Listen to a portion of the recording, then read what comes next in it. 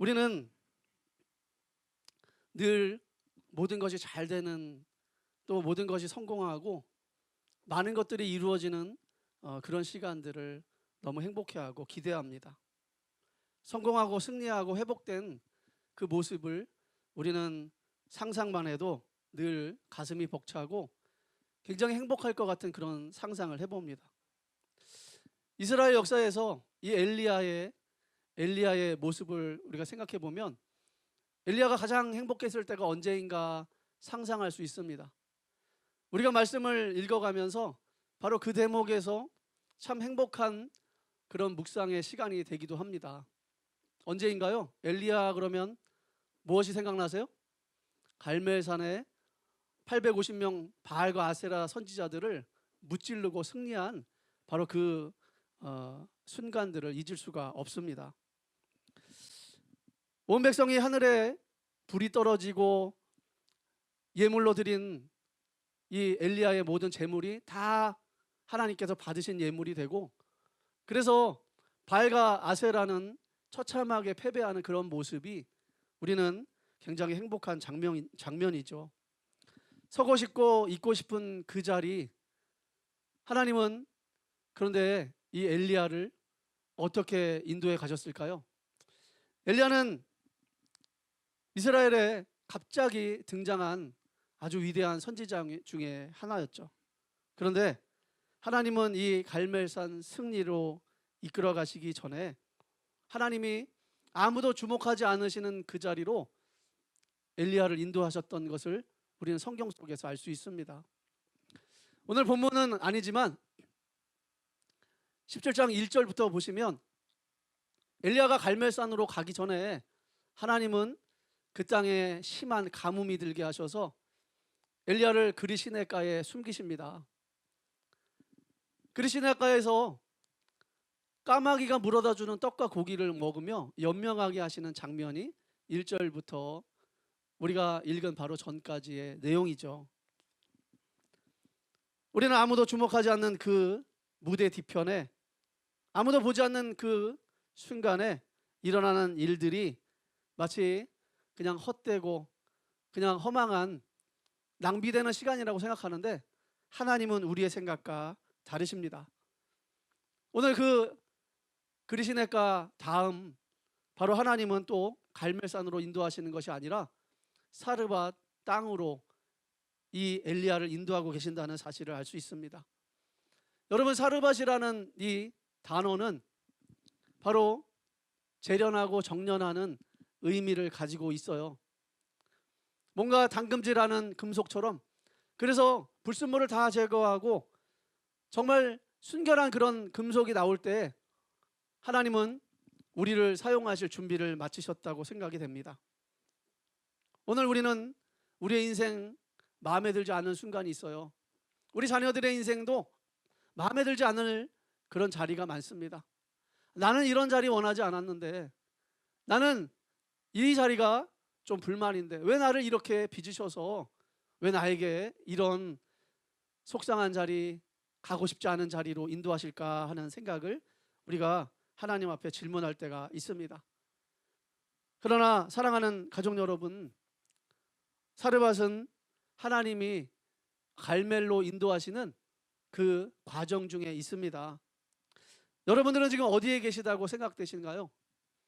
하나님께서 왜 나를 이 자리로 이끌어가고 계신가 생각이 되신다면 오늘 말씀을 통해서 하나님의 은혜를 붙드시고요, 우리가 믿음으로 무엇을 결단해야 하는지 하나님께서 들려주시는 음성으로 결단하시는 시간 되시길 간절히 축원합니다. 하나님은 그리시네가에서 이 가뭄을 간신히 면한 엘리야에게 갈멜산으로 보내지 않으시고요, 지금 사르밧으로 보내고 계세요. 우리 9절 말씀 같이 한번 읽어보겠습니다. 너는 일어나 시돈에 속한 사르밧으로 가서 거기 머물라. 내가 그곳 과부에게 명령하여 내게 음식을 주게 하였느니라. 아멘. 이 말씀을 원문으로 살펴보면요, 아주 중요한 사실들이 드러납니다.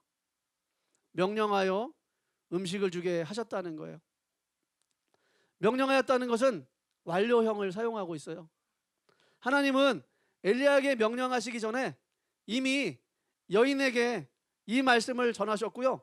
모든 것을 예비해 두셨다는 사실을 우리는 말씀을 통해 알 수 있습니다. 엘리야가 순종하기 전에요. 엘리야가 하나님의 말씀이 이해되지 않는 그 순간에 하나님은 이미 모든 계획을 완성해 두고 하나님이 보내시고 계신다는 사실이죠. 그런데 엘리야는 하나님의 명령이 고개가 끄덕여졌을까요? 아니요, 그렇지 않습니다. 오늘날로 말하면 남과 북이 나눠져 있는 시대였어요.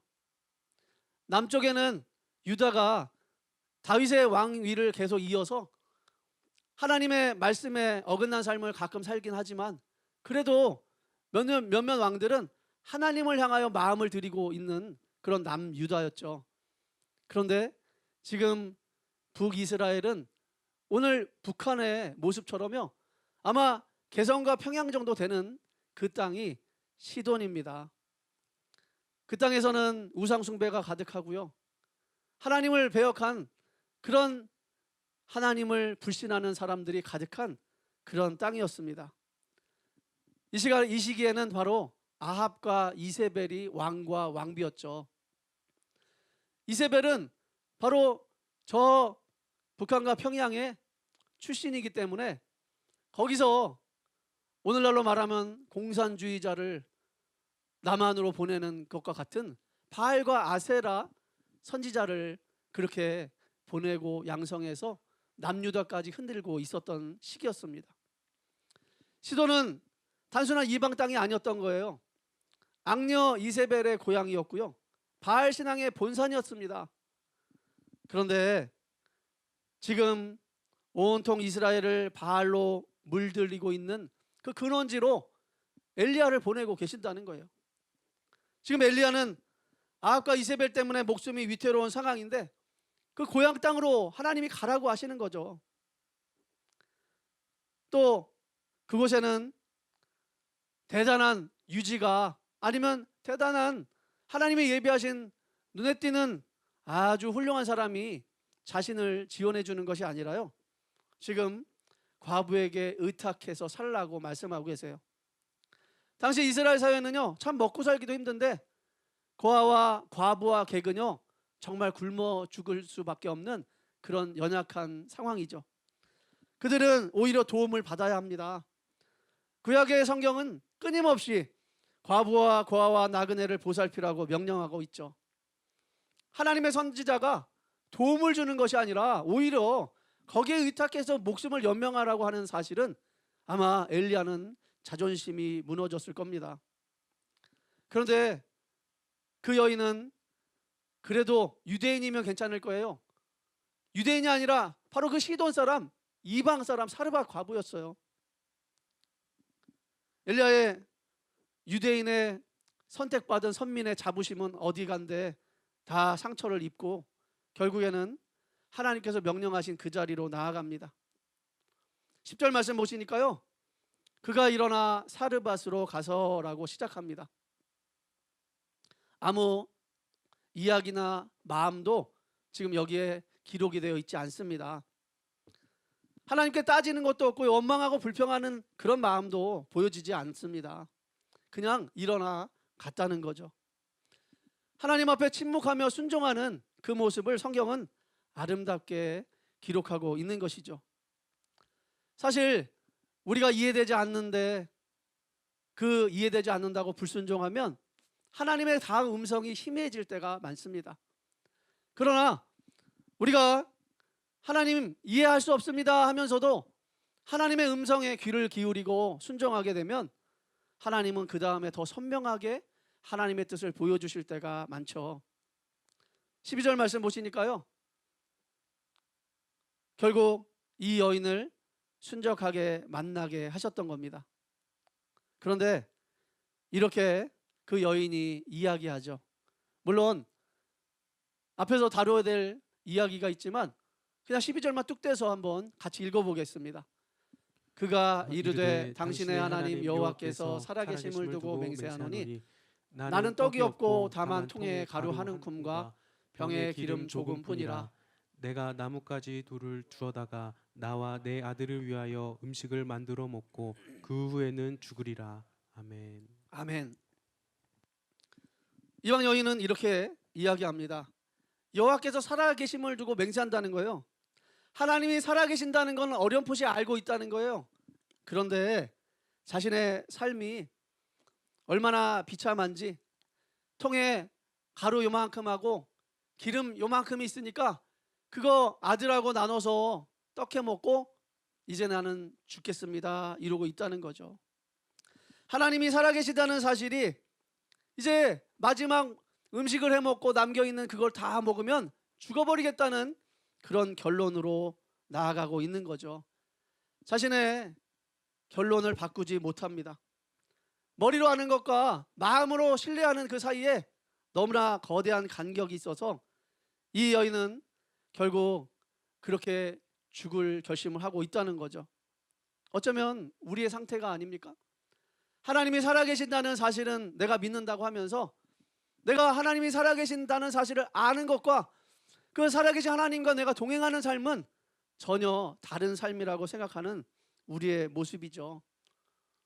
건강진단서가 나쁘게 나오거나 아니면 내 통장 잔고가 참 많이 부족해지거나 또 우리의 삶이 얼마나 큰 위기에 처한지 오늘 그 앞에서 우리의 삶을 하나님이 살아계시다고는 그런 고백이 바꿀 수 없다는 사실을 우리도 느끼고 살아가고 있지 않습니까? 예전에 이용규 선교사님이 몽골 선교 시작할 때 이야기를 방송에서 할 때 제가 들은 적이 있습니다. 서울대를 졸업하고 공부 잘하는 엘리트였던 이분이 몽골 땅을 밟습니다.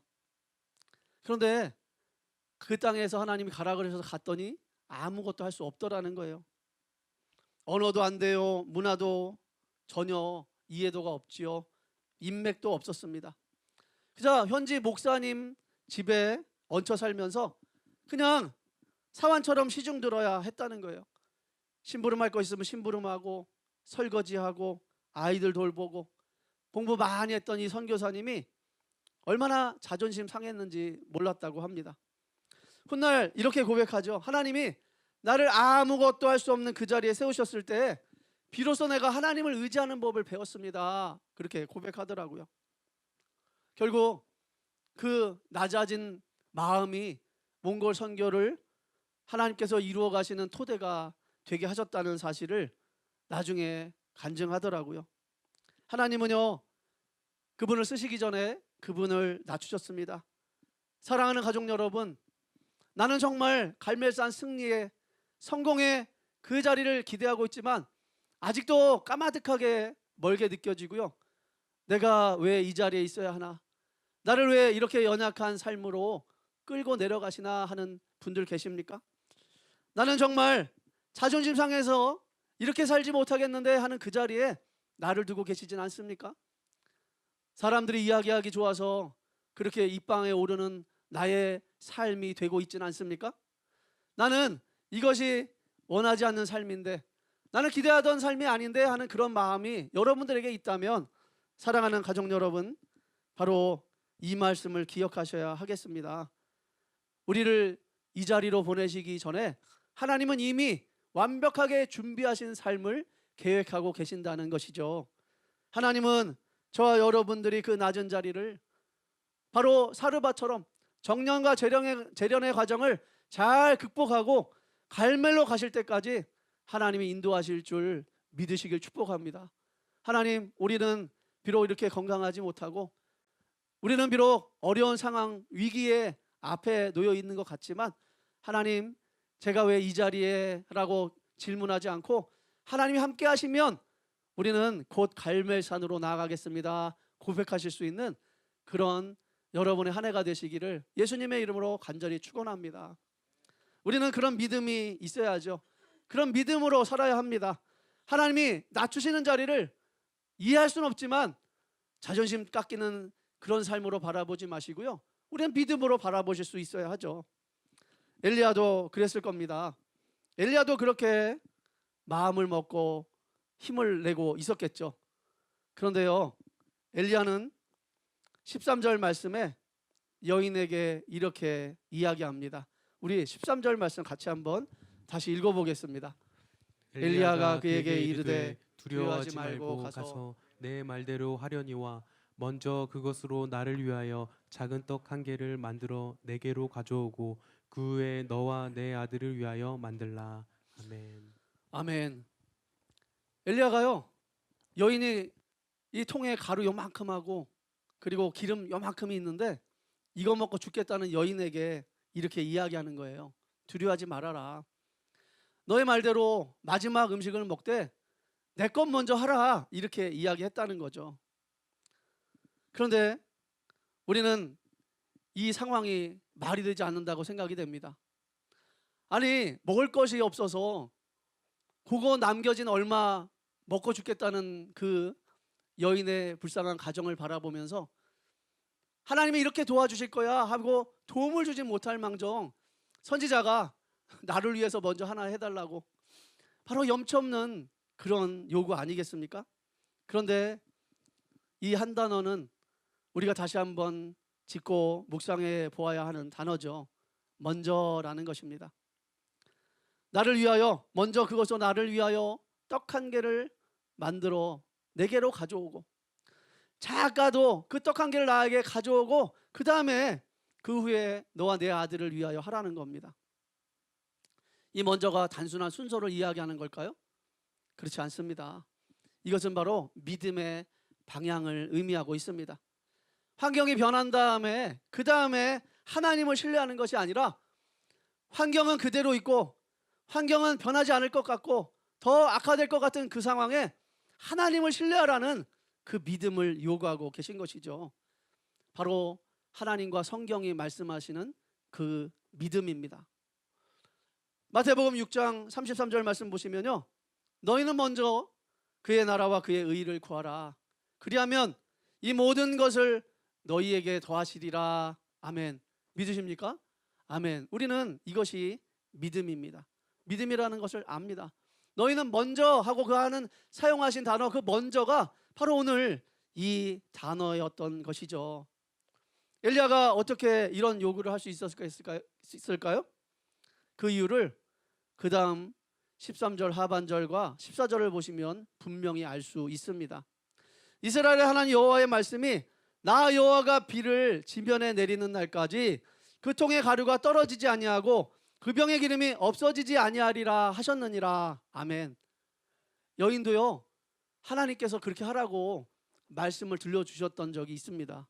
9절 말씀에 보시니까요, 이미 내가 그곳 과부에게 명령하여 내게 음식을 주게 하셨느니라 하고 하나님이 말씀하신 장면이 나옵니다. 하나님은 이미 모든 계획을 준비하고 계셨던 것이죠. 엘리야는 낙관적으로 이야기하는 것이 아닙니다. 엘리야는 바로 자신의 능력을 믿어서 그렇게 얘기한 것이 아닙니다. 엘리야는 이스라엘의 하나님의 말씀이 이렇게 선언하고 있기 때문에 그 말씀으로 선포했던 것이죠. 하나님은 오늘 우리의 모든 어려운 위기 상황 앞에, 그리고 내가 원하지 않는 그런 상황으로, 이해할 수 없는 그런 상황으로 나를 몰아가시는 그 순간에도 하나님 오늘 말씀을 붙들길 원하십니다. 어떻게 되었을까요? 15절 16절 그 기적을 이렇게 기록하고 있습니다. 그와 엘리야와 그의 식구가 여러 날 먹었으나 여호와께서 엘리야를 통하여 하신 말씀같이 통에 가루가 떨어지지 아니하고 병의 기름이 없어지지 아니하니라. 아멘. 믿으십니까? 아멘. 이것이 바로 믿음이죠. 말씀을 붙잡았기 때문에 선포할 수 있었던 것이고요, 말씀을 붙들었기 때문에 하나님이 이런 역사를 이루어 가셨던 것을 알 수 있습니다. 그런데 이 대목에서 가루와 기름이 더 풍성하게 늘어난 것이라고 이야기하지 않습니다. 떨어지지 않았다고 기록하고 있죠. 아니, 하나님 이왕 주실 거면, 선지자와 같이 먹게 하실 거면 아니 풍성하게 넘치도록 가득가득 다 채워주시면 얼마나 좋을까요? 그런 생각을 해봅니다. 그런데 하나님은 우리를 그렇게 인도하지 않으실 때가 더 많습니다. 갈멜산으로 가기 전까지. 왜 그럴까요? 하나님은 이렇게 공급하시는 겁니다. 하나님의 공급 방식은 바로 우리가 매일 하나님 앞에 나오게 만드는 방식이죠. 독립할 수 없도록, 자급자족할 수 없도록, 하루하루 하나님만 바라볼 수밖에 없도록 우리의 인생을 이끌어 가시는 줄 믿으시길 축복합니다. 하나님은요, 우리가 하나님 붙잡고 살기를 원하세요. 만약에 날마다 하나님 붙잡고 사는 그 믿음이 하나님 앞에 견고히 세워졌다고 느끼신다면 어쩌면 우리를 더 가득가득 채워주실 줄도 모르겠습니다. 한국교회가 사랑하는 그런 순교자 손양원 목사님이 계시죠. 애양원에서 나병 환자들을 돌보았던 그런 시간들이 있었습니다. 얼마나 열악한 환경일까요? 손과 발이 다 썩어서 떨어져 나가고 냄새도 지독한 그런 나병 환자촌에 성도들과 함께 날마다 하나님을 향하여 예배하고 기도하던 그 목사님이었죠. 사람에게 도움을 청할 수 있었지만 이 목사님은 오직 하나님께만 무릎을 꿇었답니다. 재정이 떨어지면 성도들과 함께 무릎을 꿇었대요. 음식이 없으면 먼저 감사 기도를 드렸고요. 그럴 때마다 놀랍게도 매일 피로가 채워졌다는 증언들이 넘칩니다. 하나님은 창고가 가득 차게 하신 적은 없었어요. 그러나 매일매일 먹고 마실 것이 떨어지지 않도록 하나님은 돌보셨습니다. 손양원 목사님은요, 이것을 하나님의 공급 방식이라고 고백했다고 하더라고요.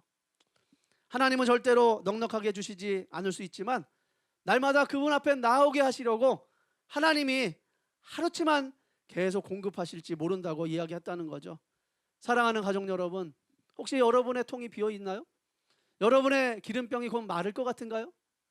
나의 삶이 오늘 조금밖에 없어서 두렵고 불안하십니까? 그렇다면 우리의 하나님이 주신 말씀을 붙드시길 축복합니다. 하나님께서 우리에게 주신 그 말씀에 순종하시기를 축복합니다. 그럴 때 하나님의 공급하심은 우리의 매일 마르지 않는 통과 기름으로 그렇게 인도하실 줄 믿습니다. 기적의 주체가 누구예요? 하나님이세요.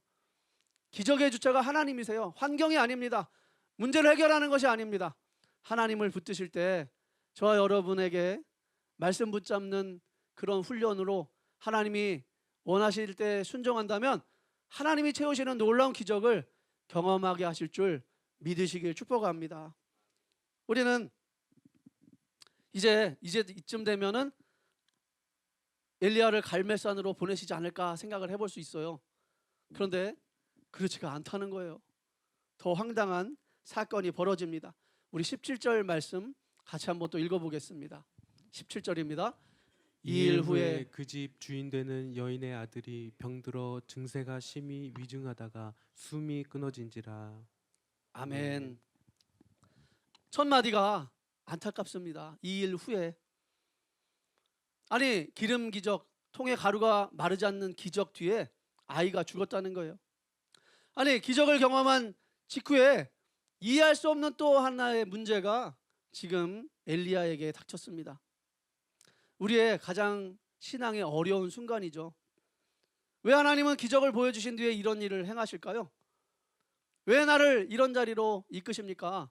왜 나를 이렇게 대우하십니까? 하는 그런 마음이 막 불쑥 올라오게 되는 거죠. 여인이 18절에서 원망을 쏟아내고 있습니다. 하나님의 사람이요, 당신이 나와 더불어 무슨 상관이 있습니까? 왜 내 죄를 생각나게 하고 내 아들을 죽게 하려고 내게 오셨습니까? 지금 따지고 있는 거죠. 그러더라고요.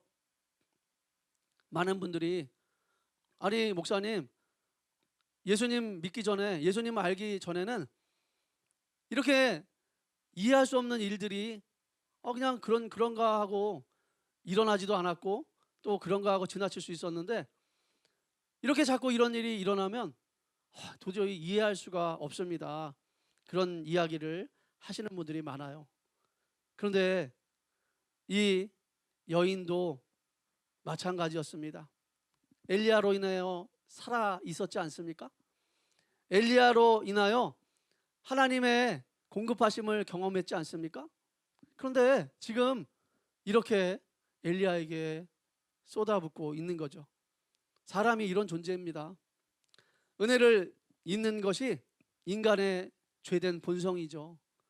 우리는 하나님이 이 장면을 통해서 너가 누구인지, 사람이 누구인지를 분명하게 훈련하고 말씀하고 계신 줄 알게 됩니다. 박수 받는 법이 아니라 원망받아도 흔들리지 않는 겁니다. 우리의 삶에 많이 채워주시는 것이 아니고 오히려 우리가 부족함에 하나님이 목숨을 유지할 만큼만 공급하시는 그 이후에 우리는 이해할 수 없는 그런 마음이죠. 그럼에도 불구하고요, 하나님은 흔들리지 않기를 원하십니다. 우리가 주목해야 할 인물은 여인이 아닙니다. 엘리야예요. 아무 변명도 하지 않습니다. 엘리야는 이해할 수 없는데 논쟁하지 않습니다. 바로 따지지도 않고 그 아이를 안고 기도의 자리로 나아갑니다. 우리 19절 말씀 같이 한번 읽어보겠습니다.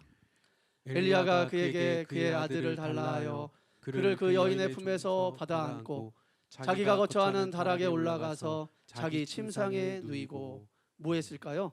20절 말씀에 보시니까요, 내 하나님 여호와여, 주께서 또 내가 우고하는지 과부에게 재앙을 내리사 그 아들이 죽게 하셨나이까 하고 애원합니다.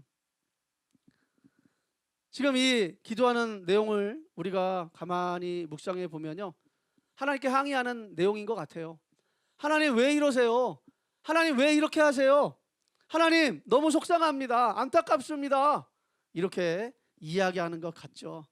그런데 이렇게 따지는 듯 하나님 앞에 부르짖고 있지만 내 하나님 여호와여, 내 하나님 여호와여, 내 하나님 여호와여 하고 지금 하나님 앞에 간절히 외치고 있습니다. 불신앙일까요? 아닙니다. 하나님을 떠나는 것이 불신앙이죠. 흔들리지 않고 있는 겁니다. 하나님이 하실 줄 믿는데, 그러나 눈에 보이는 것은 이해할 수 없으니 하나님께서 하실 줄 믿습니다 하고 간절히 기도하는 것이죠. 21절에는 심지어 이렇게 행동합니다. 우리 21절 말씀 같이 한번 읽어볼까요? 그 아이 위에 몸을 3번 펴서 엎드리고 여호와께 부르짖어 이르되 내 하나님 여호와여, 원하건대 이 아이의 혼으로 그의 몸에 돌아오게 하옵소서. 아멘. 자기의 생명을 대신하려는 듯이 하나님 앞에 기도하고 자신의 몸을 대신 포기해서 그렇게 이 아이의 영혼을, 이 육신의 생명을 위해서 기도하고 있습니다. 갈멜산에서 하나님의 불을 그렇게 부르짖었던 엘리야의 기도는 이때부터 훈련됐던 것이죠. 사랑하는 가족 여러분, 결국 믿음 없던 여인은 어떻게 되었을까요? 우리 24절 말씀 같이 한번 읽어보겠습니다. 여인이 엘리야에게 이르되 내가 이제야 당신은 하나님의 사람이시오 당신의 입에 있는 여호와의 말씀이 진실한 줄 아노라 하니라. 아멘. 아멘. 기름 기적 때는, 통에 가루가 마르지 않는 기적 때는 고백하지 않았습니다. 여인은 그렇게 하나님의 은혜를 받아서 살았음에도 불구하고요, 결국 그런 고백을 드리지 못한 믿음의 모습이었죠. 오직 죽음과 부활을 경험하고 나니 이 여인은 드디어 이런 고백을 드릴 수 있었던 겁니다. 기적만으로는 사람이 끝까지 하나님을 고백하지 않습니다. 하나님께서 내 삶에 이해할 수 없는 그 길을, 그 자리를 통과한 연후에 그때야 비로소 하나님이 살아계심을 고백하고 선포할 수 있게 되는 것이죠. 좀 전에 말씀드렸던 손양원 목사님은 두 아들이 있었어요. 동인과 동신이라는 이 두 아이들이 신앙의 참 용사들이었다고 그렇게 알려져 있습니다. 그런데 1948년 여순 사건 때 공산주의자들에 의해서 이 두 아들이 순교를 당합니다. 하나를 잃어도 견딜 수 없는 것이 부모의 마음인데 두 아들을 다 잃어버린 이 목사님의 마음이 어떠했을까요? 하나님 어디 계십니까? 하나님 살아계십니까? 하지 않았을까요? 그러나 손 목사님은 장례 예배 때 이렇게 고백했다고 하더라고요. 이것이 하나님이 내게 주신 가장 큰 은혜입니다. 순교자의 아버지가 되게 하신 것 바로 하나님의 은혜입니다 고백하셨다고 하더라고요. 이해할 수 없는 인생 앞에서 하나님을 놓지 않았던 것이죠. 다락방에서 하나님 앞에 엎드려서 하나님만이 하실 수 있다고 고백한 엘리야처럼 손 목사님은 그런 믿음의 삶을 사셨다는 거죠. 그리고 그 두 아들을 죽인 안재선이라는 청년을 찾아가서 그를 양자로 삼습니다. 이것이 사람의 마음에서 나올 수 있을까요? 아닙니다. 하나님이 주신 바로 하나님의 은혜였던 것이죠. 이해할 수 없어도 하나님을 놓지 않는 신앙. 우리가 나를 왜 이 자리로 인도하실까? 나를 계속 이렇게 힘들게 하실까? 그런 우리의 삶이 눈앞에 있을지라도 사랑하는 가족 여러분, 하나님을 떠나지 마시고 하나님을 꼭 붙드시는 여러분 되시길 간절히 축복합니다. 열심히 믿음으로 살고 열심히 헌신했는데 오히려 더 힘들고 건강은 악화되고 그런 우리의 삶이 있을지라도 우리는 논쟁하거나 불평하거나 또 하나님을 외면하지 마시고요. 하나님 앞에 기도의 자리에서 하나님의 음성을 듣는 저와 여러분의 믿음의 삶이 되시기를 간절히 축복합니다. 우리는 이 사르밧을 지나면 갈멜산을 만나게 됩니다. 사르밧, 잘라내다, 이런 의미가 담겨있는 정년과 재련이라고 말씀드렸죠. 오늘 우리의 삶은요, 내가 왜 이 자리에 있을까 하는 그때마다 하나님이 나를 정년하고 재련하고 담금질하시는 시간이구나 믿으셔야 합니다. 우리는요, 하나님의 영광이라고 이야기하지만 그 영광이라는 단어는 무겁다는 의미를 가지고 있어요. 왜 영광이 무거운 것일까요? 감당할 인격과 그릇이 되어야 하나님 앞에 그 영광을 돌릴 수 있기 때문입니다. 우리가 그 영광의 무게에 짓눌리고 흔들린다면 결국 갈멜로 가지 못하고 무너져 버리는 인생이 될 것입니다.